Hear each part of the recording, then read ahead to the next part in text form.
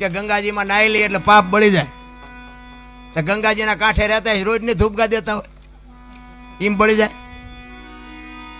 એટલે આ બધું મન મનાવાની વાતું છે. આ બધી કર્મની વાતો કરે ને, કર્મ આમ ને ફલાણું આમ. આ ભક્તિ કરે એવડે દુખી છે, બૂસ મારે એવડે સુખી છે. લ્યો શું કર્મ કરે? અટપટું છે આ. હિમ સમજાય એવું નથી. આ ભાગની બધા વાત કરે, ભવની વાતો કરે. ઓલા ભવમાં આમ ને ઓલા ભવ. હવે કાલની ખબર નથી ને શું ભવની કોડો આ મળ્યો એ ભવ શું થઈ લ્યો. શું આ ભવમાં ઘટે કઈ? હે આપણા ગઢે હોની નોટ નહોતી ભાળી.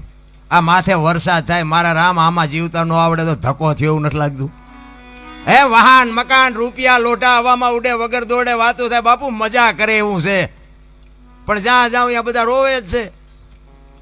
ધાબુ ફરવું છે ને કે છૂટા નથી, બીજા પાસે જાય કે ડોબું વિયાણું દોવા નથી દેતું, બીજા પાસે જાય કે હોવ તેડી ગયા વેવાય મોકલતા નથી, બીજા પાસે જાય કે છોકરાને પોલીસ વાળા લઈ ગયા જામીન ચડતા નથી. તો આપણે જ્યાં રોવું, આખી દુનિયા રોવે જ છે.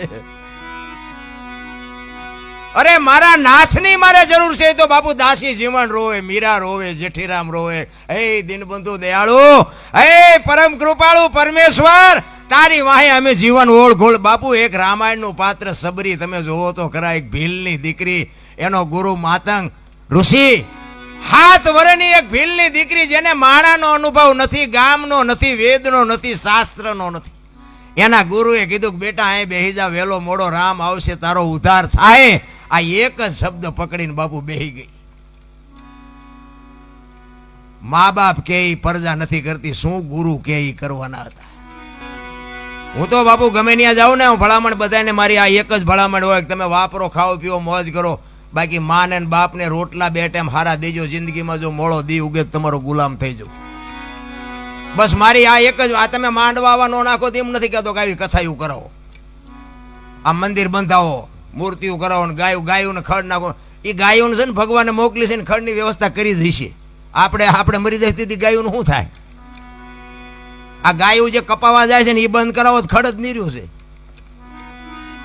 જે જીવ ઈશ્વર મોકલે છે ને એની બધી તૈયારી જ હોય છે.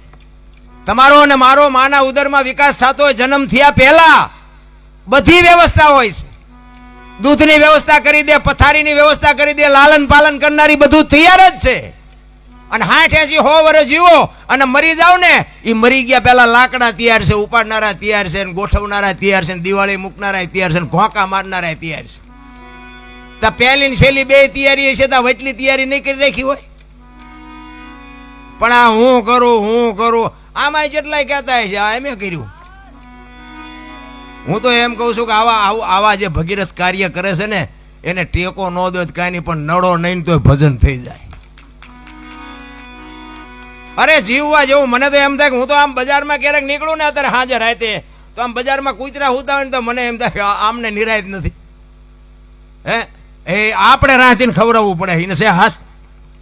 પણ ઘસઘસાટ હુતા હોય, છોકરો પરણાવો છે ને ચૂંટણી લડવી છે ને પૂંછડું અમારું સન્માન ન કર્યું ના કાંઈ લોહી ઉકાળા છે અમને ને. કે આપણે જે જોવે એ બધું જોવે છે ને, ખોરાક, હવા, પાણી, ટાઈટ, તડકો બધું આપણને જેમ છે ને એમ જ છે.